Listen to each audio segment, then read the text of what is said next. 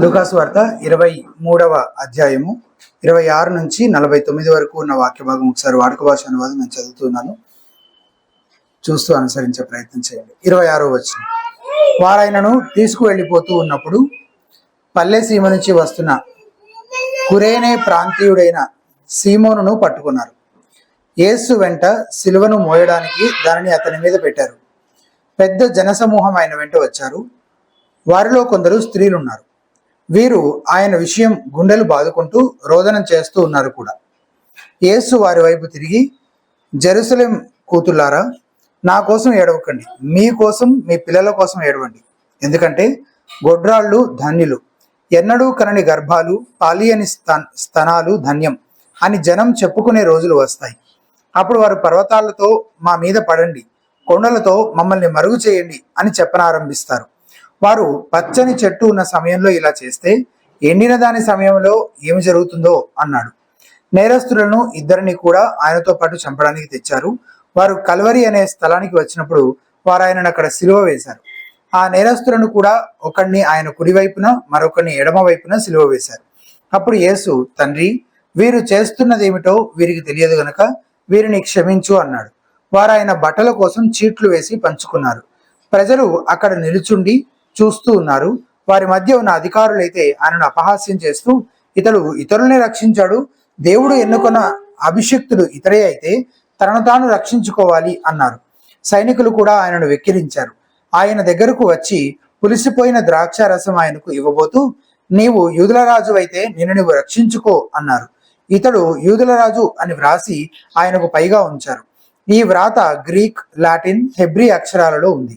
వ్రేలాడుతున్న నేరస్తులలో ఒకడు ఆయనను దూషిస్తూ, నువ్వు అభిషిక్తుడివైతే నిన్ను నీవే రక్షించుకో, మమ్మల్ని కూడా రక్షించు అన్నాడు. అయితే రెండో నేరస్తుడు అతన్ని చివాట్లు పెట్టి ఇలా జవాబిస్తూ అన్నాడు, నువ్వు ఇదే శిక్షా విధి కింద ఉన్నావుగా, దేవుడంటే నీకేం భయం లేదా? మనకు ఈ శిక్ష న్యాయమే, మనం చేసిన వాటికి తగిన ప్రతిఫలం పొందుతూ ఉన్నాం, కానీ ఈ మనిషి ఏ తప్పిదమూ చేయలేదు. అప్పుడు అతడు యేసుతో, ప్రభు, మీరు మీ రాజ్యంలో ప్రవేశించేటప్పుడు నన్ను జ్ఞాపకం చేసుకోండి అన్నాడు. అతనితో యేసు, నీతో ఖచ్చితంగా చెబుతున్నాను, ఈ రోజే నీవు నాతో కూడా పరమానంద నివాసంలో ఉంటావు అన్నాడు. సుమారు మధ్యాహ్నం కావచ్చినప్పుడు 3 గంటల వరకు దేశమంతటా చీకటి కమ్మింది. సూర్యమండలం అంధకారమయమైంది. దేవాలయం తెర 2గా చింపబడింది. అప్పుడు యేసు బిగ్గరగా కేకవేసి, తండ్రి, నీ చేతికి నా ఆత్మను అప్పగించుకుంటున్నాను అన్నాడు. అలా చెప్పి ప్రాణం విడిచాడు. జరిగినది చూచి శతాధిపతి, ఈ మనిషి నిజంగా న్యాయవంతుడంటూ దేవుని కీర్తించాడు. చూడడానికి పోగైన జనసమూహం అంతా జరిగినది చూచి గుండెలు బాదుకుంటూ తిరిగి వెళ్ళిపోయారు. ఆయనతో పరిచయం ఉన్న వారంతా, గలిలీ నుంచి ఆయన వెంట వచ్చిన స్త్రీలు కూడా దూరంగా నిలుచుండి జరిగినవి చూస్తూ ఉన్నారు. ప్రార్థన. పరిశుద్ధ కృపగల తండ్రి, దయగల ప్రభువా, నేను చదివిన ఈ లేఖన భాగం, ఇందులో నుంచి ప్రభువా నేను నేర్చుకునేటువంటి పాఠాలు ప్రభువా, మరి జ్ఞాపకం చేసుకుంటున్న సత్యాలు, వాటిని మేము సరిగ్గా అర్థం చేసుకోవడానికి మీరే మీ ఆత్మ సహాయమును మాకు అనుగ్రహించి కృప చూపించమని అటుకు మీ దాసు నేను నన్ను కూడా మీ హస్తాలకు అప్పగించుకుంటూ యేసునామమున స్తుతించి ప్రార్థించి వేడుకొంచున్నాము తండ్రి, ఆమేన్. చాలా ప్రాముఖ్యమైన సంఘటనను మనము ఈరోజు ధ్యానించబోతున్నాం. యేసుక్రీస్తు ప్రభువారు సిలువ వేయబడటం కదా. మొత్తం ఇప్పటిదాకా మనం చదివిన వచనాల్లో కొన్ని చాలా ప్రాముఖ్యమైన సంగతులు ఉన్నాయి. వాటిల్లో కొన్నిటిని నేను ఈరోజు స్కిప్ చేస్తూ ఈ ప్యాసేజ్ అంతట్లో నుంచి మనం నేర్చుకోవాల్సిన విషయాలు ఏమున్నాయో కొన్ని మాత్రం నేను జ్ఞాపకం చేస్తాను. మిగిలినవి నెక్స్ట్ కమింగ్ అప్ వీక్స్ లో మనం చూసే ప్రయత్నం చేద్దాం. యేసుక్రీస్తు ప్రభువారు సిలువ వేయబడటం, ఆ సంఘటన చుట్టూ ఉన్న వ్యక్తులు, సంభాషణలు, వారి స్పందనలు, వాటి నుంచి మనం నేర్చుకోవాల్సినటువంటి విషయాలు ఏంటో ఈరోజు మనం చూసే ప్రయత్నం చేద్దాం. అందులో ఒక 4 సత్యాలను ఈ సంఘటన నుంచి మనము ధ్యానించబోతున్నాం. అందులో మొదటిది, సిలువ మనిషి పాపము యొక్క పతాక స్థాయిని ప్రదర్శిస్తుంది. పతాక స్థాయి అంటే ఉన్నత స్థాయి. మానవ చరిత్రను మనం పరిశీలిస్తే పాపం అనేక రూపాల్లో కనబడుతూ వచ్చింది కదా. స్త్రీలను, చిన్నపిల్లలను చంపడం, మనుషులే చంపి తినడం, చిన్నపిల్లలపై అత్యాచారాలు, ఇంకా కొన్ని పనులు అయితే అసలు మనం వర్ణించలేనంత దారుణంగా కూడా ఉంటాయి కదా. అయినప్పటికీ వాటన్నింటికంటే అసహ్యమైన, అత్యంత నీచమైన పాపం ఏదైనా ఉంది అంటే అది ప్రభువైన యేసు క్రీస్తుని సిలువ వేయడం, ఆయన శిలువపై వేలాడుతున్నప్పుడు ఆయన ఎగతాళి చేయడం, వెక్కిరించడం. ఎందుకు ఇదే అత్యంత నీచమైనది, ఎందుకు ఇదే అత్యంత దారుణమైన పాపము అని అంటే ఇలా ఆలోచించండి.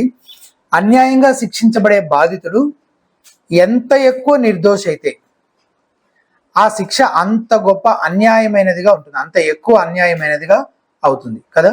అన్యాయంగా శిక్షించబడే బాధితుడు ఎంత ఎక్కువ నిర్దోషి అయితే ఆ శిక్ష అంత ఎక్కువ అన్యాయమైనదిగా ఉంటుంది. ఉదాహరణకి ఒక ఇద్దరు రౌడీలు గొడవ పడ్డారు అనుకుందాం. అందులో ఒకడు ఇంకొకరిని చంపేశాడు. దాన్ని బట్టి పెద్దగా ఎవరు బాధపడరు కదా, అసలు ఎవరు పట్టించుకోరు కూడా దాన్ని. ఎందుకంటే అలాంటి గొడవలకు పోయేవారి గతి అలాగే అవుతుందని అందరికీ తెలుసు, అండ్ అది వాటికి తగినదే. కానీ ఒక చిన్న బాలికను హింసించి చంపేశాడు అనుకున్న ఒక వ్యక్తి, అప్పుడు ఆ చంపిన వ్యక్తి పట్ల మనకు విపరీతమైన కోపం వస్తుంది కదా. మన దేశంలో అయితే ర్యాలీలు తీస్తారు, ఆ హంతకుని వెంటనే ఉరి తీయాలని డిమాండ్ చేస్తారు, వాడిని శిక్షించేంత వరకు నిరసనలు, ధర్నాలు చేస్తారు, చేయాలి కూడా. మనుషులు సహజంగా అలాగే స్పందించాలి. కానీ ఇంతకు ముందు కేసులో ఒక గూండా చనిపోయినప్పుడు అస్సలు స్పందించని ప్రజలు ఈ చిన్ని బాలిక విషయంలో ఎందుకు ఇంతలా స్పందిస్తున్నారు? ఎందుకంటే ఈ చిన్ని బాలిక ఏ పాపము ఎరగదు గనక కదా. అలా ఆలోచిస్తే నిజంగా ఏ పాపం ఎరగని వాడని అక్షరార్థంగా ఎవరి గురించైనా చెప్పగలమా అంటే అది కేవలము యేసుక్రీస్తు ప్రభు గురించి. పవిత్రుడును, నిర్దోషియు, నిష్కల్మషుడును, పాపులలో చేరకు ప్రత్యేకముగా ఉన్నవాడును, ఆకాశ మండలము కంటే మికిలి హెచ్చైన వాడు నేను ఇట్టి ప్రధాన యాజకుడు మనకు సరిపోయిన వాడు అని హెబ్రీ గ్రంథకర్త 7వ అధ్యాయం 26వ వచనంలో రాశాడు. సో యేసుక్రీస్తు ప్రభువారు మాటలోనే గాని, ఆలోచనలోనే గాని, క్రియలలోనే గాని ఏ విధంగానూ పాపపు మరక అంటని పవిత్రుడుగా ఉన్నాడు. ఆయన ఈ లోకంలో జీవించినంత కాలం ఆయన చేసిన అద్భుతాలన్నీ ఆయన దేవుని అభిషిక్తులని రుజువుపరుస్తూ ఉండగా, అటువంటి ఆయనను సిలువ వేయడం మాత్రమే కాకుండా ఆయన సిలువపై వేదన అనుభవిస్తున్నప్పుడు ఆయనను ఎగతాళి చేయడం, వెక్కిరించడం మనుషులు చేయగలిగిన అత్యంత నీచమైన పాపం. అపోస్తలుడైన యోహాన్ రాస్తాడు, యోహాను సువార్త 3వ అధ్యాయం 19వ వచనం, వెలుగు లోకములోనికి వచ్చింది కానీ తమ క్రియలు చెడ్డవైనందున మనుషులు వెలుగును ప్రేమింపక చీకటినే ప్రేమించరి. మనిషి హృదయం మనుష్య కుమారుని సిలువ వేసిన ఈ సందర్భంలో కంటే ఎక్కువ చీకటిగా ఇంకెప్పుడూ లేదు. దేవుడు తన తీర్పుకు ముందస్తు సూచనగా ఆ ప్రదేశాన్ని చీకటిమయం చేసినట్టు కూడా మనం చదువుతున్నాం కదా, చీకటి కమ్మెను అని. వాస్తవానికి అది పస్కా పండుగ సమయం కాబట్టి ఆ సమయంలో గ్రహణం పట్టే అవకాశం కూడా లేదని చెప్తారు పండితులు. కాబట్టి అది కేవలం అద్భుత రీతిన దేవుడే ఇచ్చిన సూచన, ఖచ్చితంగా దేవుడే చూపించిన ఒక సూచనగా తెలుస్తుంది. 44వ వచనంలో ఆ మాట ఉంచండి, అప్పుడు రమారమి మధ్యాహ్నమయను, అది మొదలుకుని 3 గంటల వరకు ఆ దేశం అంతటి మీద చీకటి కమ్మెను. ఇదే మాట మత్తయి 27:45లో కూడా ఉంది, మధ్యాహ్నం మొదలుకొని 3 గంటల వరకు ఆ దేశం అంతటిను చీకటి కమ్మెను. ఆ చీకటి మారు మనసు పొందని ప్రతి వ్యక్తి వెలుపడ చీకటిలో పడవేయబడతాడని అలంకారప్రాయంగా చెప్పబడిన దేవుని నిత్య శిక్షకు, తీర్పుకు సూచనగా ఉందన్నమాట ఆ చీకటి. మనిషి హృదయం యొక్క కఠినత్వం గురించి మనం ఇంకా ఆలోచన చేస్తే, ఆ యూదు నాయకులను గురించి ఆలోచిస్తే, ఆకాశంలో కనపడే ఈ సూచనలు కూడా వాళ్ళు లెక్క చేయకుండా, ఏమాత్రం లెక్క చేయకుండా యేసు ప్రభువును వెక్కిరిస్తూ, గేలి చేస్తూ, ఇంకా అవహేళన చేస్తూ కొనసాగారనమాట. ఈ సంఘటనను ప్రత్యక్షంగా చూసిన వాళ్ళు వాళ్ళ స్పందనలు ఎట్లా ఉన్నాయో ఒకసారి క్విక్ గా ఈ వాక్య భాగం అంతట్లో నుంచి పరిశీలించి చూద్దాం. ముందు 35వ వచనంలో ప్రజలను గురించిన ప్రస్తావన ఉంది కదా. ప్రజలు నిలువబడి చూచుచుండిరి, అంటే ఏమీ పాలుపోక ఏం జరుగుతుందో అని కుతూహలంతో చూస్తూ నిలబడిపోయారు అనమాట చాలా మంది ప్రజలు. తర్వాత అదే వచనంలో 35వ వచనంలో అధికారులు ఏం చేస్తున్నారో చెప్పబడింది చూడండి. అధికారులను, వీడు ఇతరులను రక్షించను, వీడు దేవుడు ఏర్పరచుకున్న క్రీస్తు అయిన ఎడల తన్ను తాను రక్షించుకునని అపహాసించిరి. మత నాయకులు మాత్రం యేసుక్రీస్తు బోధ విని ఆయన చేసిన అద్భుతాలు కల్లారా చూసిన తర్వాత, అన్నీ తెలిసి కూడా యేసుక్రీస్తుని రీతిన సిలువ వేసిన తర్వాత కూడా అపహసిస్తూ ఉన్నారు గనకే వారి పాపము ఎక్కువైన పాపం అని యేసుక్రీస్తు ప్రభు పిలాతుతో మాట్లాడిన సందర్భంలో చెప్తాడు కదా. ఇది మత నాయకులు చేస్తున్నటువంటి పని, వాళ్ళ స్పందన. ఇకపోతే రోమా సైనికులు 36, 37 వచనాల్లో వాళ్ళు ఏం చేస్తున్నారు చూడండి. అందరు సైనికులు ఆయన ఎద్దుకు వచ్చి ఆయనకు చిరకనిచ్చి, నీవు యూదుల రాజు అయితే నేను నీవే రక్షించుకున్నామని ఆయనను అపహసించరి. వీళ్ళ అమాయకత్వము, మూర్ఖత్వము కలగలిసి వాళ్ళు కూడా ఇలా ప్రవర్తిస్తున్నారు. తర్వాత సిలువపైన దొంగలు చూడండి. సిలువపైన దొంగలు మొదట అసలు ఇద్దరు యేసుక్రీస్తుని ఎగతాళి చేసిన వాళ్ళే. మత్తయి సువార్త 27వ అధ్యాయం 44వ వచనంలో ఆయనతో కూడా సిలువ వేయబడిన బందిపోటు దొంగలను అలాగే ఆయనను నిందించిరి అని ఉంటుంది. మార్కు 15:32లో ఇశ్రాయేలు రాజుకు క్రీస్తు ఇప్పుడు శిలువ మీద నుండి దిగి రావచ్చును, అప్పుడు మనము చూచి నమ్ముదమని ఒకరితో ఒకరు చెప్పుకున్నది, ఆయనతో కూడా సిలువ వేయబడిన వారును ఆయనను నిందించిరి అని ఉందన్నమాట. ఇలా తనతో పాటు సిలువ వేయబడిన ఇద్దరు దొంగలు ఆయన నిందిస్తూ ఉన్నారు. తర్వాత అక్కడికి చేరువచ్చిన జనసమూహం తిరిగి వెళ్ళిపోయేటప్పుడు ఎలా వెళ్లారో కూడా చెప్పబడింది 48వ వచనంలో. చూచుటకై కూడి వచ్చిన ప్రజలందరూ జరిగిన కార్యములను చూచి రొమ్ము కొట్టుకొనుచు తిరిగి వెళ్ళిరి. వీళ్ళు ఏదో ఒక భయంకరమైన సంఘటన జరిగింది అని గుర్తిస్తూ రొమ్ము కొట్టుకుంటూ తిరిగి వెళ్ళిపోయారు. బహుశా వీరిలో పరిశుద్ధాత్మ కార్యం జరగడం ప్రారంభం అయ్యిందో ఏమో. వీరిలో అనేకులు బహుశా పేతురు పెంతెకోస్తు దినాన చేసిన ప్రసంగం వినడం కోసం ఇప్పటి నుంచే సిద్ధపరచబడుతూ ఉన్నారేమో. చివరిగా 6th కేటగిరీ 49వ వచనం. ఆయనకు నెలవైన వారందరూ గలిలే నుండి ఆయనను వెంబడించిన స్త్రీలను దూరముగా నిల్చుని వీటిని చూచుచుండిరి.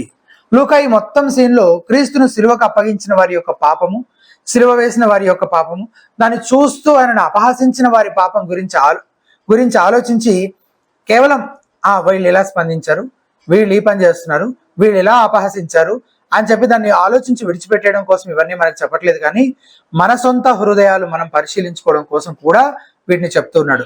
మనం ఆ మత నాయకుల వంటి అలాంటి దోషులం కాకపోవచ్చు, నిజంగా మనమే ఆయన్ని సిలువకు అప్పగించి ఉండకపోవచ్చు, నిజంగా మనమే ఆయనని మేకులతో కొట్టుండకపోవచ్చు, నిజంగా మనమే ఆయనను అపహసించుండకపోవచ్చు. కానీ మనమంతా పాపులమే, దోషులమే అని జ్ఞాపకం చేస్తూ ఉన్న ఈ విషయాలన్నీ. కాకపోతే మనం ఇంకొక రకం పాపులం అనమాట, ఇంకొక విధమైన దోషులం అంతే. యెషయా గ్రంథం 53వ అధ్యాయం 6వ వచనంలో ఇలా ఉంది, మనం అందరము గొర్రెల వలె త్రోవ తప్పిపోతుమి, మనలో ప్రతి వాడును తనకిష్టమైన త్రోవకు తొలగెను, యెహోవా మన అందరి దోషమును అతని మీద మోపెను. ఎవరెవరు తప్పిపోయారు, ఎవరెవరు తొలగారట? మనమందరము అని ఫస్ట్ చెప్పి తర్వాత మనలో ప్రతివాడును అని ఇంకొక విధంగా చెప్తున్నాడు. అంటే అసలు ఇంకెవరు మిగలేదు, దీని కిందకి రాని వాళ్ళు,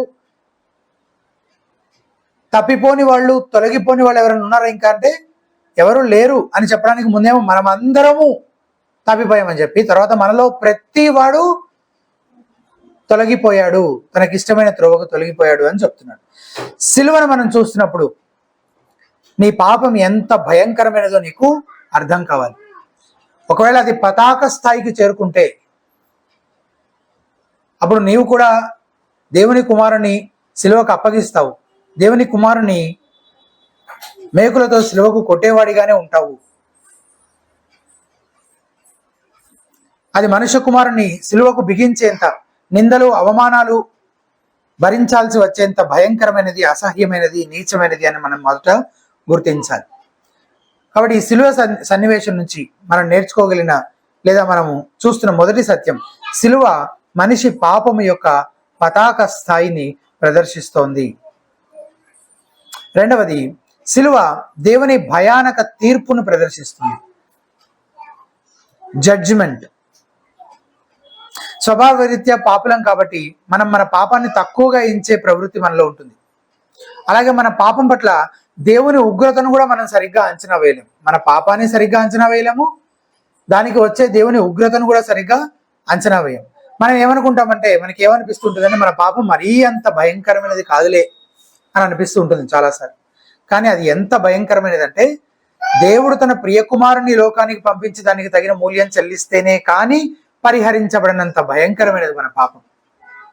కానీ చాలాసార్లు దాని గురించి మనం అలా ఆలోచించాం. రోమా 6:23లో ఏలైనగా పాపం వలన వచ్చి జీతము మరణము అంటుంది. ఆ మరణం నుంచి మనం తప్పించబడాలంటే దేవుని ప్రియకుమారుడు మరణించి దేవుని పరిశుద్ధ ఉగ్రతను తృప్తిపరచడం ద్వారా మాత్రమే సాధ్యపడుతుంది. ఈ సన్నివేశంలో దేవుని తీర్పు పలు విధాలుగా మనకు కనబడుతుంది. మొదటిది, ఆ ప్రాంతమంతా చీకటి కమ్మడం గురించి మనం ఇంతకు ముందే చూసాం కదా, అది దేవుని ఉగ్రతకు సూచనగా ఉంది. ఆ సూచన ఆకాశంలో కనబడుతున్నట్లుగా మనం చూస్తూ వచ్చాం.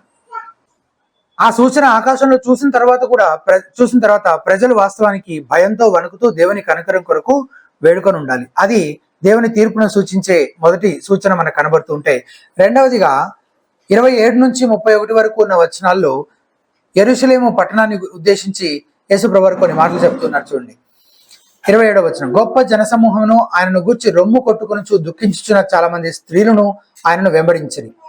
28వ వచనం, యేసు వారి వైపు చూసి ఏమంటున్నాడు చూడండి, తిరిగి యెరూషలేము కుమార్తెలారా, నా నిమిత్తము ఏడవకుడి, మీ నిమిత్తము మీ పిల్లల నిమిత్తమును ఏడువుడి. ఇదిగో గొడ్రాండును కనని గర్భములను పాలి అని స్తనములను ధన్యములైనవని చెప్పు దినములు వచ్చుచున్నవి. అప్పుడు మా మీద పడునని పర్వతములతోనూ మమ్మును కప్పుడని కొండలతోనూ జనులు చెప్పసాగుదురు. వారు వచ్చి మ్రానుకే ఇలాగు చేసిన ఎడ్ల ఎండిన దానికి ఏమి చేయుదురో అని చెప్పాను. యెరూషలేము పైకి రాబోతున్న దేవుని తీర్పును ఉద్దేశించి యేసుప్రభువు ఈ మాటలు చెప్తూ ఉన్నారు కదా. నా కోసం కాదు, మీకోసం, మీ పిల్లల కోసం ఏడవండి అని చెప్తున్నారు. పిల్లలను దేవుని ఆశీర్వాదంగా గొడ్రాలుగా ఉండడం అనేది శాపంగా భావించేవాళ్ళు కదా యూదులు. కానీ యేసుప్రభువు వారు గొడ్రాలుగా ఉన్నవారే ధన్యులు అంటున్నాడు. కనని గర్భములు పాలి అనే స్థానములే ధన్యములైనవి అంటున్నాడు. ఎందుకంటే ఆ తీర్పు దినాన పరిస్థితి ఎంత దారుణంగా ఉండబోతుందంటే, పిల్లలు తమ కళ్ళ ముందే ఆకలితో అలమటించి చనిపోవడం, లేదా రోమా సైనికులు వచ్చి వాళ్ళని నరికి ముక్కలు చేయడం, అలాంటివన్నీ తమ కళ్ళతో చూడాల్సి వచ్చే ఆ పరిస్థితి వాళ్ళకు ఉండదు. కాబట్టి కనిన వాళ్ళకంటే కనని వాళ్ళే ధన్యులు. అంత ఘోరంగా దేవుని తీర్పు యెరూషలేము పైకి, యూదా దేశం పైకి రాబోతోంది అని ఆ తీర్పు దినం ఎంత భయంకరంగా ఉండబోతుందో యేసుప్రభువు వారు ఇలాగా వర్ణిస్తున్నారు. ఆ సమయంలో ఇది ఎందుకు రాబోతుంది? ప్రాథమికంగా దీనికి కారణం ఏంటి? ఆ రక్తాపరాధం మా మీదను మా పిల్లల మీదను ఉండును కాక అని వాళ్ళు ఏ సందర్భంలో ఏ పాపము నిమిత్తమైతే చెప్తూ వచ్చారో, వాళ్ళు ఆ మాట అన్నా అనకపోయినా దేవుడు దానికి తగిన శిక్ష వారి మీదకి తీసుకొని వచ్చినట్లుగా కూడా మనం చూస్తూ ఉన్నాం. ఆ సమయంలో మనుషులు పర్వతాలతో కొండలతో మా మీద పడండి అని బ్రతిమాలుతారంట. ఎందుకు? ఎందుకంటే రోమా సైనికుల చేతిలో చిత్రవద అనుభవించడం కంటే ఇలాంటి చావే చాలా సుఖంగా ఉంటుందని భావించే దినము రాబోతుంది అని చెప్తున్నాడు ప్రభు. 31వ వచనం, వారు పశ్చిమ రానుకే ఇలాగూ చేసిన ఎడ్ల ఎండిన దానికి ఏమి చేదురో అని చెప్పాను. పశ్చిమ రాను అని తనను ఉద్దేశించి, ఎండినది అని యెరూషలేము యూదా దేశాన్ని ఉద్దేశించి మాట్లాడుతూ, ఒకవేళ వాళ్ళు నాతోటే, రోమీయులు పవిత్రుడు నిర్దోషి అయిన వానితోనే ఇలా వ్యవహరిస్తే, ఇక మీ పాపం పండి దేవుడు మిమ్మల్ని వారి చేతికి అప్పగించేస్తే ఇక మీ పరిస్థితి ఎలా ఉంటుందో ఆలోచించుకోండి అని వారిని హెచ్చరిస్తూ ఉన్నాడు అనమాట. ఇది దేవుని తీర్పును సూచించే రెండవ కోణం. ఇక మూడవ కోణం కూడా ఉంది తీర్పును సూచించే విషయం. ఏంటంటే, దేవుని తాత్కాలిక తీర్పులే ఇంత భయంకరంగా ఉంటే ఇక నిత్య తీర్పు ఇంకెంత దారుణంగా ఉండబోతుందో దాని గురించి యేసుప్రభువు వారు ఎన్నోసార్లు ఎన్నో అలంకారాలు పోలికలు వాడి వర్ణించాడు కదా. మత్తయి సువార్త 25:30లో, మరియు పనికిమాలిన ఆ దాసుని వెలుపటి చీకటిలోనికి త్రోసివేయుడి, అక్కడ ఏడ్పును పండ్లు కొరుకుటయు ఉండుననెను. మార్కు 9:48లో, నరకమున వారి పురుగు చావదు, అగ్ని ఆరదు. ఇది వాస్తవంగా ఇర్మియా గ్రంథం నుంచి కోట్ చేసింది అనమాట. వారి పురుగు అంటే శవాన్ని పురుగులు తినేస్తూ ఉంటాయి కదా లోపల నుంచి అంతా, అది చావదు. బయట నుంచి కాల్చుతున్న అగ్ని ఆరదు. అటువంటి స్థితి నరకంలో పడేవారిది అలాంటి స్థితి అయి ఉంటుంది అని చెప్తున్నాడు. ధనవంతుడు లాజరు కథలో ధనవంతుడు అంటాడు లూకా 16:24లో, తండ్రివైన అబ్రహామా, నా యందు కనికరపడి తన వ్రేలి కొనను నీళ్ళలో ముంచిన నాలుకను చల్లార్చుటకు లాజరును పంపుము, నేను ఈ అగ్ని జ్వాలలో యాతన పడుచున్నాను కేకలు వేసి చెప్పాను. అదే మనం ఇలాంటివన్నీ చదివి ఇలాంటి వర్ణనలన్నీ చదువుతున్నప్పుడు ఒక పొరపాటు చేస్తాం.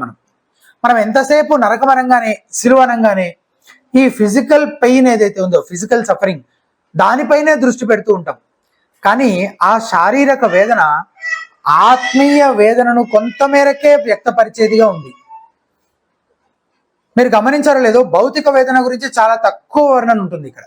4 సువార్త పుస్తకాల్లో కూడా చూస్తే అసలు లూకా యేసుప్రభువు వారు సిలువ వేయడం గురించి ఎన్ని మాటలు చెప్పాడు చూస్తే మనకు ఆశ్చర్యం అనిపిస్తుంది. 33వ వచనంలో చూడండి, వారు అనబడిన స్థలమునకు వచ్చినప్పుడు అక్కడ కుడివైపున ఒకరిని ఎడమ వైపున ఒకరిని ఆ నేరస్తులను ఆయనతో కూడా సిలువ వేసిరి. సో యేసుప్రభు సిలువ గురించి ఎన్ని మాటలు చెప్పబడ్డాయి? 2-3 మాటలే. ఆయన సిలువ వేశారని చెప్పారు అంతే. అంతకు మించిన వర్ణన ఏమీ లేదు కదా. సో ఫిజికల్ సఫరింగ్, భౌతిక వేదనకు గురించి ఎక్కువ వర్ణన మనకేమీ ఇక్కడ కనిపించట్లేదు. సిలువ వేయడం అనేది ఎంత దారుణంగా ఉంటుందని తన పాఠకులకు తెలిసే ఉండొచ్చు కాబట్టి ఎక్కువ వర్ణన అవసరం లేకపోయి ఉండొచ్చు. మనుషులు కనిపెట్టిన అత్యంత హింసాత్మక మరణం సిలువ వేయడం. మొత్తం శరీరం బరువంతా చేతుల మీద కాళ్ళ మీద పడుతుంది. శరీరాన్ని పైకి లాగిన బాధే, కిందకు వదిలేసిన బాధే అన్నమాట. శరీరంలో రక్తం అంతా కారిపోతూ ఉంటుంది. కొంతమంది బలహీనంగా ఉన్నవారైతే వాళ్ళ చేతులు రెండుగా చీలిపోతాయట. కొన్ని గంటల పాటు నరకయాతన అనుభవిస్తూ చనిపోతారట. అయితే ఈ భౌతిక యాతన పైన ఎక్కువ దృష్టి పెట్టట్లేదు అయినప్పటికీ సువార్త రాసిన రచయితలు. ఎందుకంటే ఈ భౌతిక యాతన కంటే ఆత్మీయ యాతన ఎన్నో రెట్లు ఎక్కువగా ఉండింది యేసు ప్రభు విషయంలో. అది చాలా ప్రాముఖ్యమైంది. ఆ యాతన దేనికి సంబంధించినట్టే, అది తండ్రితో వేర్పాటుకు సంబంధించినది. నరకం ఎందుకు నరకంగా ఉంటుందంటే అక్కడ అగ్నితో కాల్చబడుతూ ఉంటామని కాదు, అది అలంకారప్రాయంగా చెప్పబడిన మాట కదా. వెలుపటి చీకటి అనంటే నిజంగానే చీకటి అని అర్థం చేసుకోలేము, అది కూడా అలంకారంగా చెప్పలేము. ఎందుకు అగ్ని ఉన్న చోట చీకటి ఎలా ఉంటుంది? అక్కడ వెలుతురు ఉంటుంది కదా, కనిపించము. కనిపిస్తామా కనిపించమా అనే కంటే అక్కడ వెలుతురు ఉంటున్నప్పుడు దాన్ని చీకటి ఎలా అనగలం ఇంకా? అంటే అదంతా అలంకార భాషలో చెప్పబడిన మాట కదా. సో నరకం ఎందుకు నరకంగా ఉంటుందంటే అక్కడ దేవుడు ఉన్నాడు కాబట్టి అంతే. పరలోకంలో కూడా ఒకవేళ దేవుడు లేకపోతే అది నరకమే. తీరా ఇప్పుడు మనమే పరలోకంకి వెళ్ళాలని మనం ఇంతగా కోరుకుంటూ ఆశపడుతూ ఉంటాం కదా, ఇంత ఎదురు చూస్తూ ఉన్నాం కదా. తీరా అక్కడికి వెళ్ళిన తర్వాత అక్కడ యేసు ప్రభు లేడనుకోండి, అప్పుడు అది నిజంగా మనం సంతోషించే స్థలంగా ఉంటుందా? ఉండదు. సో దేవునికి వేరుగా, దేవునితో ఎటువంటి సంబంధం లేకుండా ఆయనకు దూరంగా, ఆయన చేత విడిచిపెట్టబడిన స్థితిలో ఉండడమే నరకం. ఇటువంటి ఎడబాటుని యేసుప్రభు శిలువలో అనుభవించారు. మత్తయి సువార్త 27వ అధ్యాయం 46వ వచనంలో ఇంచుమించు 3 గంటలప్పుడు యేసు ఏలీ ఏలీ లామా సబక్తాని అని బిగ్గరగా కేక వేసిన ఆ మాటకు నా దేవా నన్ను ఎందుకు చెయ్యి విడిచితివని అర్థము. యేసు ఈ నరకయాతనను శిలువపై ఎందుకు అనుభవించాడు? ఇదే నరకం. ఈ నరకయాతనను, ఈ ఆత్మీయ యాతనను ఎందుకు అనుభవించాడు? ఎందుకంటే మనకు రావాల్సిన ఆ భయంకరమైన శిక్షణ ఆయనకు మనపక్షంగా భరించి దేవుని ఉగ్రతను ఏం చేశాడు? చల్లార్చాడు. ఒకవేళ ఆ సిలువ వేయబడిన యేసే నీ రక్షకుడైతే నువ్వు ఆ భయంకరమైన తీర్పు దినాన్ని తప్పించుకున్నట్టే. రోమా 8:1 కాబట్టి ఇప్పుడు క్రీస్తు యేసునందున్న వారికి ఏ శిక్షా విధియు లేదు. సిలువ సన్నివేశాన్ని గురించి ధ్యానించేటప్పుడు చాలా మంది చేసే పొరపాటు దేవుని ఉగ్రత తీర్పు గురించి ఏదో పైన ధ్యానించి పాపము నుంచి డైరెక్ట్ గా ఎక్కడికి జంప్ చేస్తారంటే దేవుని ప్రేమ దగ్గరికి జంప్ చేస్తారు. ముందు పాపం గురించి ఆలోచన చేసిన తర్వాత వెంటనే ఎక్కడికి జంప్ చేస్తారు? దేవుని యొక్క ప్రేమ గురించి ధ్యానించడానికి తొందరపడుతూ ఉంటారు. కానీ అలా చేయొద్దు. ఎందుకు? నిజానికి ఆ సిలువలో చనిపోవాల్సింది నేను, ఆ శిక్షను తీర్పుకు నేను పాత్రుణ్ణి అని దేవుని యొక్క శిక్ష, మన పాపములకు రావాల్సినటువంటి దేవుని శిక్ష, దేవుని తీర్పు పైన కూడా మనము ప్రత్యేకంగా శ్రద్ధ పెట్టి దానిని ధ్యానించాలి. ఆ తీర్పు నుంచి, ఆ శిక్ష నుంచి తప్పించుకోవడానికి నేనేమీ చేయలేను. కాబట్టి ఏం చేయాలన్నా ఎవరు చేయాలి? దేవుడే చేయాలి. దేవుడే చేశాడు. తన ప్రియకుమారుని నా కోసం ఇవ్వడానికి వెనుదీయలేదు ఆయన. కాబట్టి అతిశయించడానికి నాలో ఏ కారణము లేదు. ఇటువంటి గ్రహింపులోనికి నువ్వు వచ్చావా? నీ పాపం యొక్క తీవ్రత నీకు మొదట అర్థమైందా? దాని గురించి పశ్చాత్తాపడ్డావా? దేవుని యొక్క ఉగ్రత ఎంత భయంకరమైనదో, ఆయన తీర్పు ఎటువంటిదో ఆలోచించావా? దాని నుంచి తప్పించుకోవడం గురించి ఆలోచించావా? దానికోసం క్రీస్తు ఏం చేశాడో, దేవుని ప్రణాళిక ఏంటో అర్థం చేసుకున్నావా? ఇవేవీ లేకుండా ఈ రోజున చాలా మంది ఎలా ఉన్నారంటే ఈ సన్నివేశంలో కనబడుతున్న మతనాయకుల్లాగా, సైనికుల్లాగా, ఆ శిలువ పైన దొంగలాగా 35 నుంచి ఉన్న వచనాల్లో చూడండి. వాళ్ళు ఏమంటున్నారు? ప్రజలు నిలవబడి చూచుంది, అధికారులు ఏమంటున్నారు? వీడు ఇతరులను రక్షించను, వీడు దేవుడు ఏర్పరచుకున్న క్రీస్తు అయిన ఎడల అయితే ఒకవేళ తను తాను రక్షించుకొనని అపహసిస్తూ ఉన్నారు. సైనికులు ఏమంటున్నారు? ఆయన ఇందుకు వచ్చి ఆయనకు చిరకరించి, నువ్వు యూదుల రాజు అయితే, అక్కడ పైన అయిన ఎడల, ఇక్కడ అయితే నిన్ను నీవే రక్షించుకున్నామని ఆయన అపహసిస్తున్నారు. 38 అతడు యూదుల రాజు అని పై విలాసము కూడా ఆయనకు పైగా వ్రాయబడిన వేలాడ వేయబడిన ఆ నిరస్తుల్లో ఒకడు ఏమంటున్నాడు? ఆయన దూషించు, నీవు క్రీస్తువు కదా, నీవు క్రీస్తువు అయితే నిన్ను నీవు రక్షించుకో. ఈ మాట చూడండి, మమ్మను కూడా రక్షించుమని చెప్పాను. నీకు చేతనైతే కిందకు దిగిరా, అప్పుడు మేము నిన్ను నమ్ముతాము. నువ్వు యూదుల రాజువా? అయితే నిన్ను నీవు రక్షించుకో. ఈ రోజున చాలా మంది పాపముతో, తీర్పుతో పని లేదు వాళ్ళకి. నిజంగా నా ఆత్మీయ స్థితి ఎలా ఉన్నది అనే దాని మీద మనసు లేదు. దేవుని తీర్పును తప్పించుకోవాలి అని దాని గురించిన ఆలోచన లేదు. నువ్వు అది చెయ్యి, ఇది చెయ్యి, అప్పుడు నేను నమ్ముకుంటాను అన్నట్టుగా మాట్లాడుతూ ఉంటారు అనమాట. కానీ మానవుని నిజమైన అవసరత పాపక్షమాపణ, సిలువ సన్నివేశం, సువార్త యొక్క అత్యంత కీలకమైన ఆ సువార్త సత్యాలను మనకు జ్ఞాపకం చేస్తుంది. మన పాపం గురించి, దేవుని తీర్పు గురించి. ఇక మూడవది, సిలువ పాపుల పట్ల దేవుని కనపరిచిన అద్భుతమైన ప్రేమను ప్రదర్శిస్తుంది. ఒకవేళ యేసు ప్రభువారు తన హక్కుల కోసం పోరాడి వాళ్ళ శిక్ష వాళ్లే అనుభవించని వాళ్ళకు బదులుగా వాళ్ళ శిక్షను నేనెందుకు భరించాలి అనేందుకు బదులు అలా అననందుకు మనం మన ప్రభువుకు కృతజ్ఞతలు చెప్పాలి. మన ప్రభువు ఆ పని చేయడానికి ఒకే ఒక కారణం ఉంది, ఆయన అలా అనకుండా ఉండడానికి. ఏంటది? అదే ఆయన అద్భుతమైన ప్రేమ. ప్రాణం పెట్టునంతగా ఆయన మనల్ని ప్రేమించాడు. దేవుని ఉగ్రత పాత్రలోనిది మన పక్షంగా ఆయన తాగాడు, ఎందుకంటే ఆయన అవధులు లేని ప్రేమతో మనల్ని ప్రేమించాడు కాబట్టి. ఈ ప్రేమను ఆయన తన మాటల్లో కూడా వ్యక్తపరిచాడు. 34వ వచనంలో చూడండి, యేసు, తండ్రి, వీరేమి చేయుచున్నారో వీరెరుగరు గనుక వీరిని క్షమించుమని చెప్పాను. అదేంటి, యేసుప్రభు వారు వేరొక సందర్భంలో వేరే విధంగా చెప్పారు కదా, వీళ్ళు ఏం చేస్తున్నారో తెలియదు కనుక వీరిని క్షమించుడి అని ఇక్కడ అంటున్నారు కదా.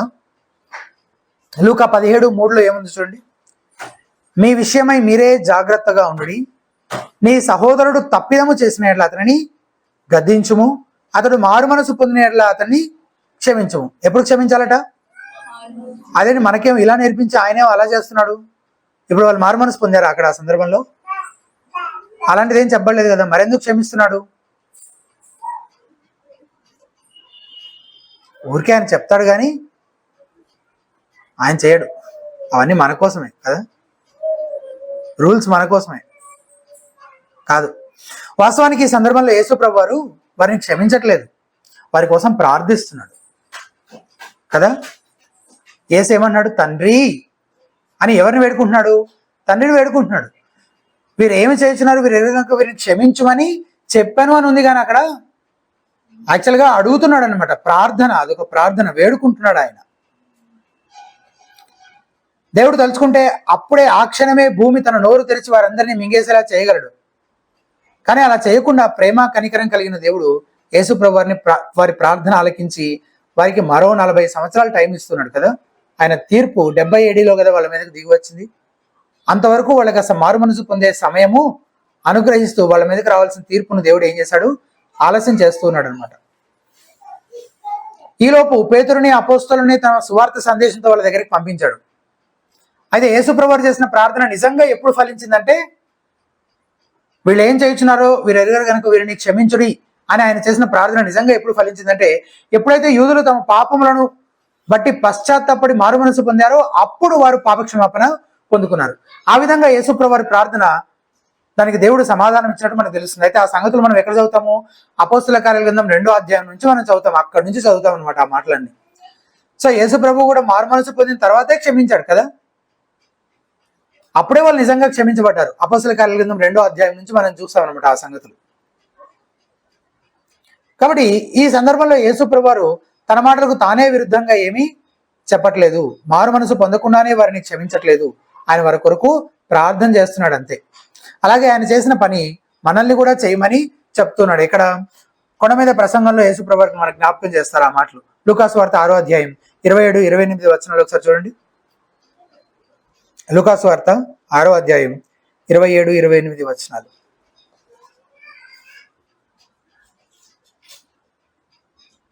మీ శత్రువులను ప్రేమించుడి, మిమ్మల్ని ద్వేషించు వారికి మేలు చేయుడి, మిమ్మల్ని శపించు వారిని దీవించుడి, మిమ్మల్ని బాధించు వారి కొరకు. ఇదే కదా యేసుప్రభు శిలువ పైన చేస్తున్నాడు.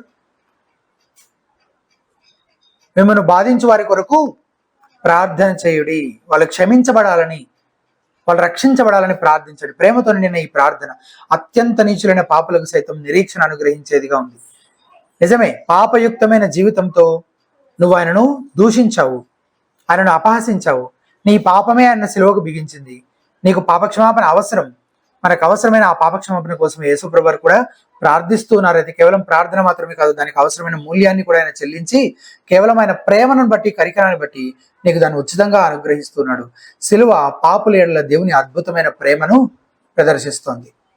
చివరిగా 4వదిగా సిలువ పాపుల గొప్ప రక్షకుణ్ణి ప్రదర్శిస్తుంది. లూకా మన దృష్టి అంతా యేసు ప్రభువు పైనే ఉంచేలా చేస్తున్నాడు. ఎంతసేపు ఆయనని ఎగతాళి చేస్తూ ఆయనకి ఇవ్వబడిన టైటిల్స్ అన్నీ కూడా నిజానికి వాళ్ళు నమ్మకపోయినా అవి యేసు ప్రభువుకి సరిపోయే టైటిల్సే, ఎగ్జాక్ట్ గా ఆయనకు ఫిట్ అయ్యే టైటిల్సే వాడుతూ ఆయన్ని దూషిస్తూ ఎగతాళి చేస్తున్నారు. 35వ వచనంలో ఏముంది? దేవుడు ఏర్పరచుకున్న క్రీస్తు అనుంది. 37-38 వచనాల్లో యూదుల రాజు అని అంటున్నారు. 47వ వచనంలో ఈ మనుషుడు నిజముగా నీతిమంతుడు అని శతాధిపతి చెప్తున్నాడు.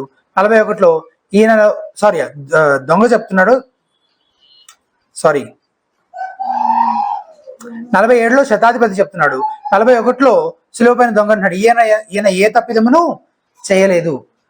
సో ఈయన ఏ తప్పిదము చేయలేండి, ఈయన నిర్దోషి అని, ఈయన నిజముగా నీతిమంతుడని, యూదుల రాజు అని, దేవుడు ఏర్పరచుకున్న క్రీస్తు అని, ఈ టైటిల్స్ అన్ని యేసుప్రభువుకి సరిగ్గా సరిపోతాయి కదా. మొత్తం ఈ సన్నివేశంలో నుంచి యేసుప్రభువుకి సంబంధించిన ఒక 5 తారతమ్యాలు మనం గుర్తించవచ్చు.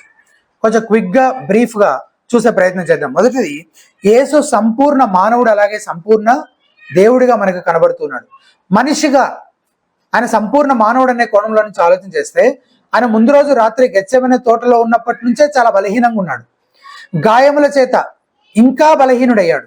ఎంతగా అంటే తనపై పెట్టబడిన ఆ సిలువను కూడా మోయలేనంత. సిలువ పైన ఆయన అనుభవించిన భౌతిక వేదన ఆయన మానవ స్వభావాన్ని వ్యక్తపరుస్తుంది. మిగిలిన 2 దొంగలు ఎటువంటి బాధను అనుభవించారో ఆయన కూడా అంతే బాధను అనుభవించాడు. వాళ్ళు ఎగతాళి చేసినప్పుడు కూడా ఆయన దాన్ని భరించాడు కదా. ఆయన హీజ్ అన్ ఇమోషనల్ బీయింగ్. ఒక మనిషిగా ఆయన తన జీవితాంతం ఎలాగైతే తండ్రికి తనను తాను అప్పగించుకుంటూ వచ్చాడో, ఈ చివరి సమయంలో కూడా తన ఆత్మను ఏం చేశాడు, తండ్రికే అప్పగిస్తూ ఉన్నాడు. ఇదిలా ఉండగా సృష్టి ఆయన మరణానికి స్పందిస్తూ ఆ ప్రాంతమంతా చీకటి కమ్మడం ద్వారా శిలువపై చనిపోయింది ఒక సాధారణ మనిషి కాదు అని తెలియజేస్తుంది. అలాగే యెరూషలేము మీదకి రాబోయే దేవుని తీర్పును ఆయన ఖచ్చితంగా ప్రవచించాడు కదా. ఆయన మరణం దావీదు ప్రవచనాన్ని నెరవేర్చింది. 22వ కీర్తన 18వ వచనంలో, నా వస్త్రములు వారు పంచుకునిచున్నారు, నా అంగీ కొరకు చీట్లు వేయుచున్నారు అన్న విధంగా ఖచ్చితంగా అది అక్కడ నెరవేరింది. ఆయనే దేవుడు ఏర్పరచుకున్న క్రీస్తు, వాగ్దానం చేయబడిన యూదుల రాజు. ఆయన దేవుడు కాబట్టే శిలువపైన దొంగకి పాపక్షమాపణ అనుగ్రహించాడు కదా. నీ పాపములు క్షమించబడినవని ఎలా చెప్పగలడు? దేవుడు నీవు నాతో కూడా పరదేశంలో ఉందని చెప్పగలిగాడంటే ఆయన దేవుడు కాబట్టే అతన్ని క్షమించగలిగాడు. ఈ రోజే నీవు నాతో కూడా పరదేశంలో ఉంటావన్న నిశ్చయత అతనికి ఇవ్వగలిగాడు. సో శరీరధారిగా ఉన్న దేవుడు నిజంగానే ఏ తప్పిదము చేయలేదు. ఆయన నీతిమంతుడిగా ఉన్నాడు. పౌలు మాటల్లో చెప్పాలంటే తీతుకు రాసిన పత్రిక 2వ అధ్యాయం 13వ వచనంలో, మహాదేవుడును మన రక్షకుడును అయిన యేసు క్రీస్తు అని చెప్తాడనమాట. యేసుక్రీస్తు గురించి ఏమన్నాడు? దేవుడు అలాగే రక్షకుడు. సో ఎవరైతే యేసుక్రీస్తు యొక్క మానవ స్వభావాన్ని కానీ దైవ స్వభావాన్ని కానీ ఈ రెండింటిలో దేన్నైనా సరే తృణీకరిస్తారో వాళ్ళు క్రైస్తవ విశ్వాసం యొక్క అసలు సందేశాన్నే తృణీకరిస్తున్నారు. ఇది మొదటి తారతమ్యం ఈ మొత్తం సన్నివేశంలో మనకు కనిపించేది. యేసుక్రీస్తు ప్రభువారు సంపూర్ణ మానవుడిగాను సంపూర్ణ దేవుడిగాను మనకు కనబడుతున్నాడు. తర్వాత రెండవ తారతమ్యం, యేసు నిర్దోషి మరియు నీతిమంతుడు అయినా మన పాపములను భరించాడు. యేసు నిర్దోషత్వాన్ని పదే పదే ధృవీకరిస్తుంటాడు లూకా. పిలాతు 3 సార్లు ప్రకటించినట్లు చూసాం మనం పోయినసారి. అదే విషయాన్ని దొంగ కూడా రిపీట్ చేశాడు కదా 41వ వచనంలో, మనకైతే ఇది న్యాయమే, మనం చేసిన వాటికి తగిన ఫలము పొందుతున్నాము, కానీ ఈయన ఏ తప్పిదమును చేయలేదని చెప్పాను. అలాగే శతాధిపతి కూడా ధృవీకరిస్తాడు 45వ వచనం. 47 శతాధిపతి జరిగినది చూచి ఈ మనుషుడు నిజముగా నీతిమంతుడై ఉండనని చెప్పి దేవుని మహిమపరచని. ఈ శతాధిపతి మారుమనసు పొందుండకపోవచ్చు, కానీ ఆ క్షణానికి మాత్రం క్రీస్తు దైవత్వాన్ని ప్రకటించిన దూతగానే కనబడుతున్నాడు కదా. యోహాను రాసిన మొదటి పత్రిక 2వ అధ్యాయం 1వ వచనంలో, నా చిన్నపిల్లలారా మీరు పాపము చేయకుండాకై ఈ సంగతులను మీకు వ్రాయిచున్నాను. ఎవడైనను పాపము చేసిన ఎడల నీతిమంతుడైన యేసుక్రీస్తును ఉత్తరవాది తండ్రి యొద్ద మనకు ఉన్నాడు. నీతిమంతుడైన యేసుక్రీస్తు. ఒకవేళ యేసుక్రీస్తులో పాపం ఉండుంటే అప్పుడైనా ఇతరులను రక్షించగలిగి ఉండేవాడు కాడు. ఇతరుల పాపముల కోసం ఆయన చేసిన అర్పణ అంగీకార యోగ్యంగా ఉండేది కాదు. దేవాలయపు తెర దేని సూచిస్తోంది? అది చిరిగినట్టుగా మనం ఇక్కడ ఈ సందర్భంలో చదువుతున్నాం కదా. ఆ దేవాలయపు తెర పాత నిబంధన బలి అర్పణ వ్యవస్థను సూచిస్తుంది. యేసు తనను తాను అర్పించుకోవడం ద్వారా ఆ తెర దేన్నైతే సూచిస్తుందో అది చిరిగిపోయింది. అంటే ఆ పాత నిబంధన బలి అర్పణ వ్యవస్థతో ఇక పని లేకుండా అది దేన్నైతే సూచిస్తుందో ఆ అంతిమ బలి అర్పణ ఏమైంది? అర్పించబడింది అని తెలియజేస్తుంది. ఆ అర్పణలు నిజానికి ఎవరిని పూర్తిగా పాపముల నుంచి కడగలేవు, కానీ యేసు తనను తాను అర్పించుకోవడం ద్వారా ఒక్కసారే మన పాపములకు తగిన మూల్యాన్ని ఆయన చెల్లించాడు. హెబ్రీయులకు రాసిన పత్రిక 10వ అధ్యాయం మొదటి 4 వచనాల్లో ఆ బలి అర్పణలు మనకి సరిపోయినవి కావు అన్న సత్యాన్ని తెలియజేస్తున్నాయి. ఒకసారి తీసి చూడండి. ధర్మశాస్త్రము రాబోచున్న మేలుల ఛాయగలదియే గాని ఆ వస్తువుల నిజస్వరూపము కలది కాదు గనుక ఆ యాజకులు ఏటేటా ఎడతెగకుండా అర్పించు ఒక్కటే విధమైన బలులు వాటిని తెచ్చు వారికి ఎన్నడును సంపూర్ణ సిద్ధి కలుగజేయ నేరవు. అలాగూ చేయగలిగినలా సేవించువారు ఒక్కసారే శుద్ధపరచబడిన తరువాత వారి మనస్సాక్షికి పాప జ్ఞప్తి ఇకను ఉండదు గనుక వాటిని అర్పించడం మానుదురు కదా. అయితే ఆ బలుడు అర్పించుట చేత ఏటేటా పాపములు జ్ఞాపకమునకు వచ్చుచున్నవి. ఎలయనగా ఎడ్ల యొక్కయు మేకల యొక్కయు రక్తము పాపములను తీసివేయుట అసాధ్యము. మరి ఎలా సాధ్యపడుతుంది అంటే 11 నుంచి 14లో చెప్తున్నాడు చూడండి. మరియు ప్రతి యాజకుడు దినదినము సేవ చేయొచ్చు, పాపములను ఎన్నటికీ తీసివేయలేని ఆ బలులని మాటిమాటికి అర్పించుచుండును. ఈయన అయితే అంటే యేసు క్రీస్తు అయితే పాపముల నిమిత్తమై సదాకాలము నిలుచు ఒక్క బలిని అర్పించి అప్పటి నుండి తన శత్రువులు తన పాదములకు పాదపీఠముగా చేయబడి వరకు కనిపెట్టుచు దేవుని కృపార్శమున ఆసీనుడయను. 14 ఒక్క అర్పణ చేత ఈయన పరిశుద్ధపరచబడు వారిని సదాకాలమునకు సంపూర్ణులనుగా చేసి ఉన్నాడు. అందుకని రోమన్ క్యాథలిక్లు ఆచరించే మాస్ అది వాక్య విరుద్ధమైనది. దివ్య బలి పూజ అంటారు. అంటే వాళ్ళు ప్రతి వారం యేసుక్రీస్తుని మరలా బలిస్తూ ఉన్నారనమాట. బల్లలోని రొట్టె ద్రాక్ష రసాలు నిజంగా ఆయన శరీర రక్తాలుగా రూపాంతరం చెందుతున్నాయి, మార్పు చెందుతాయని వాళ్ళు నమ్ముతున్నారు. కాబట్టి ఆయనను వారం వారం వాళ్ళు ఏం చేస్తున్నారు, మరలా అర్పిస్తూ అలా అర్పించడం ద్వారా తాము పరిశుద్ధపరచబడుతూ ఉంటామని వాళ్ళు భావిస్తున్నారు. కానీ లేఖనాలు చాలా స్పష్టంగా ఏం చెప్తున్నాయి? హెబ్రీ పత్రిక 9వ అధ్యాయం 28వ వచనం 25వ వచనం మొదటి చదువుదాం. అంతేకాదు ప్రధాన యాజకుడు ప్రతి సంవత్సరము తనది కాని రక్తము తీసుకొని పరిశుద్ధ స్థలంలోనికి ప్రవేశించినట్లు ఆయన అనేక పర్యాయములు తను తాను అర్పించుకున్నటకు ప్రవేశింపలేదంట. అనేక పర్యాయము కాదంట. మరి ఎన్నిసార్లు? 28వ వచనం. అలాగుననే క్రీస్తు కూడా అనేక పాపములను భరించుటకు ఒక్కసారే అర్పించబడి తన కొరకు కనిపెట్టుకుని ఉండి వారి రక్షణ నిమిత్తం పాపము లేకుండా రెండవసారి ప్రత్యక్షమగును. ఇది రెండవ తారతమ్యం.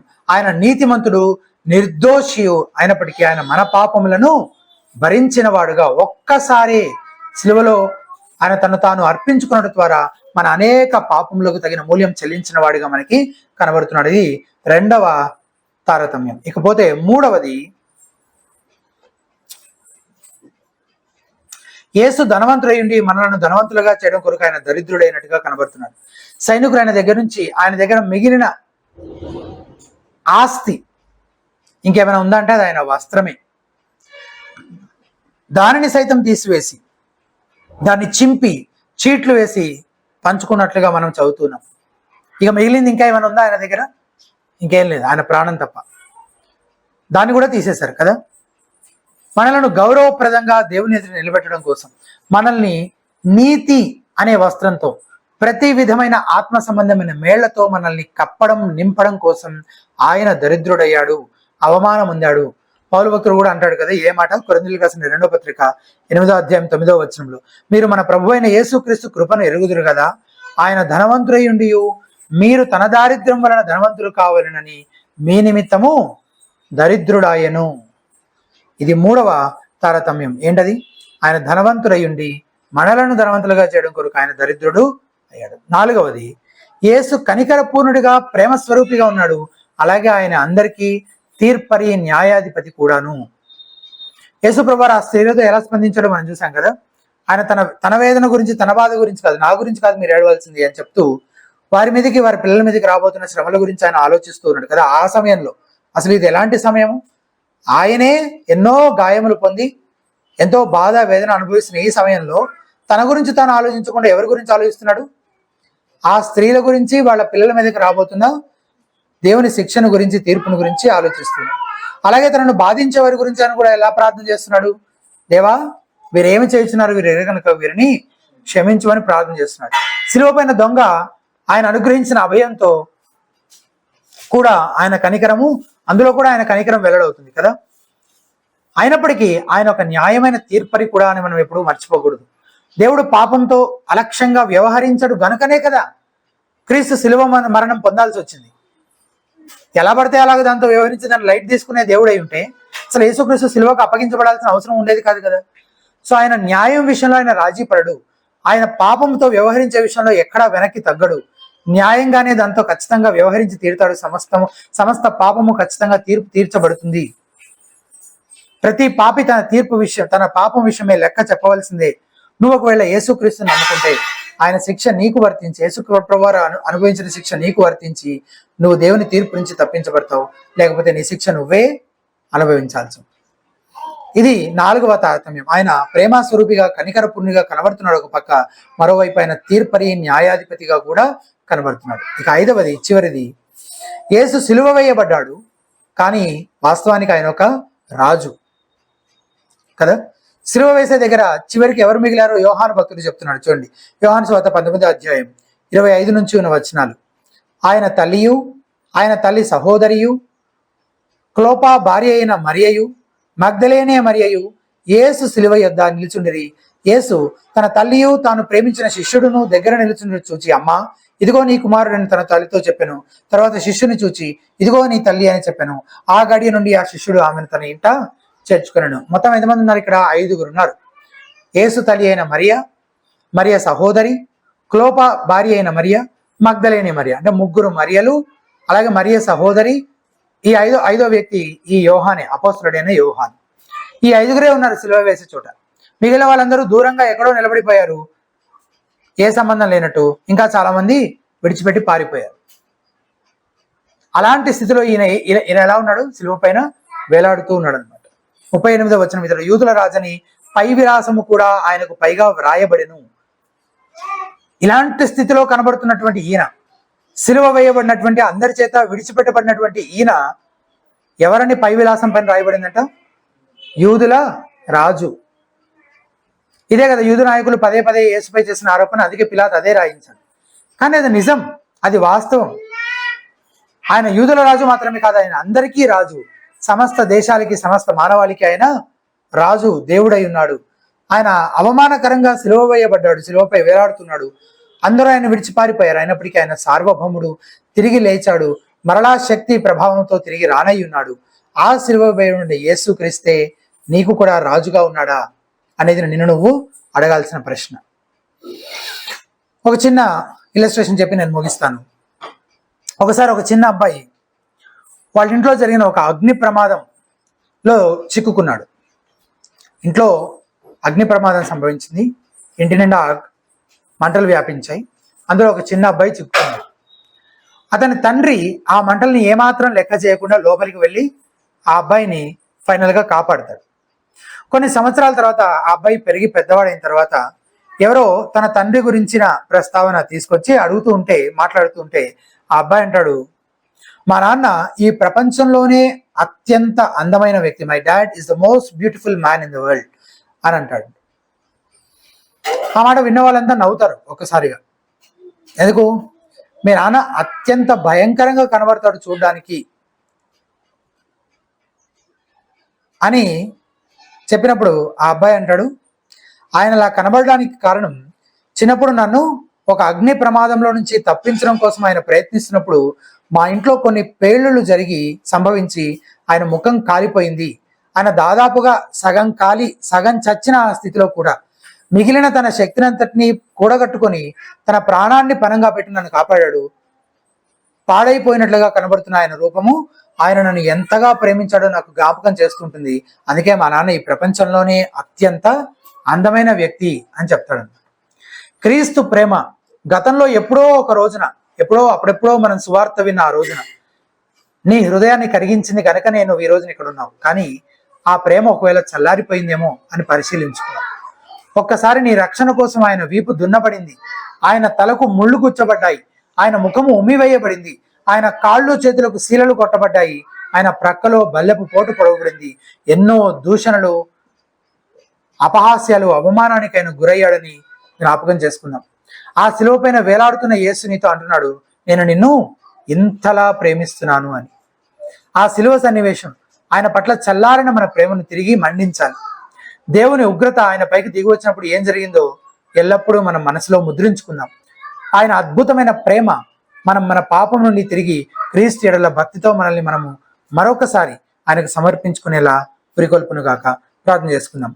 దయచేసి తలలు వంచి ఇంతవరకు మనం విన్న ఈ విషయాలన్నింటినీ, శిలువ మానవ పాపము యొక్క పతాక స్థాయిని మనకి కనపరుస్తుంది.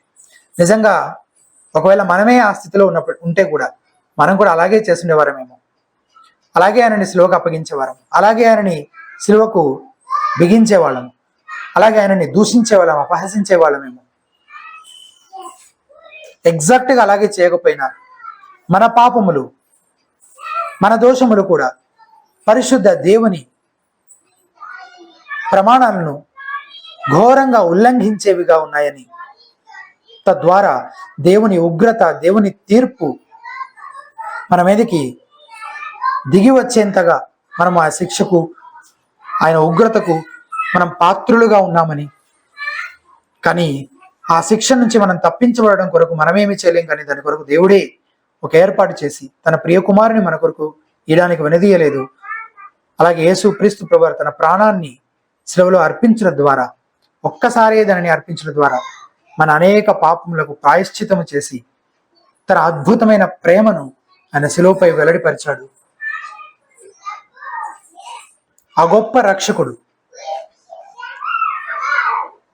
ఆయన నిర్దోషియు న్యాయవంతుడు అయి ఉండి మన పాపంలో ఆయన భరించినట్టుగా చూస్తున్నాం. ఆయన సంపూర్ణ మానవుడు, సంపూర్ణ దేవుడిగా ఈ లోకానికి వచ్చాడు కాబట్టి ఆయన మనకు చాలిన అర్పణగా, సరిపోయిన బలి అర్పణగా ఉన్నాడు. దేవుని ఉగ్రతను చల్లార్చేటువంటి ఒక అర్పణగా ఆయన ఉన్నట్లుగా మనకు కనబడుతుంది. ఆయన సిలువ వేయబడ్డాడు, సిలువపై వేలాడుతూ ఉన్నాడు, అవమానానికి గురయ్యాడు. అయినప్పటికీ ఆయన ఒక రాజు అని మనం గుర్తుంచుకుందాం.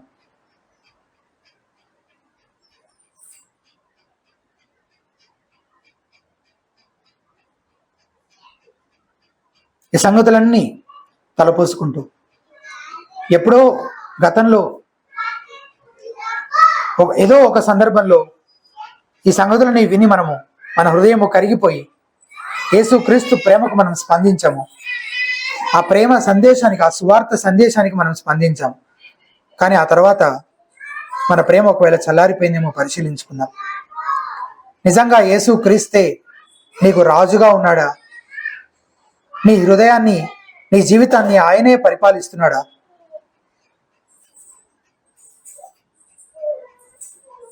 ఆయనను తిరిగి ప్రేమించేటువంటి వారముగా మనం ఉన్నామా అని మనము పరిశీలించుకుందాం. మన హృదయాలలో ఆయన ఎడల మన ప్రేమ ఎన్నటికీ చల్లారిపోకుండా ఉండాలంటే ఆయన శిలువ సన్నివేశాన్ని, ఆ దృశ్యాన్ని, అక్కడ జరిగినటువంటి ఆ సంగతులను, దాని చుట్టూ ఉన్నటువంటి సంగతులన్నింటినీ శాశ్వతంగా మన హృదయాల్లో పదిలంగా ముద్రించుకుందాము. ఆయనకు జీవితాంతం మటుకు నమ్మకంగా, ఆయనకు సంపూర్ణంగా లోబడి విధేయత చూపించడం ద్వారా ఆయన్ని ప్రేమించే వారంగా ఉండే కృప దేవుడు మనకు అనుగ్రహించలాగున ప్రార్థన చేసుకుందాం. దయచేసి తలలు వంచి ప్రార్థనలోకి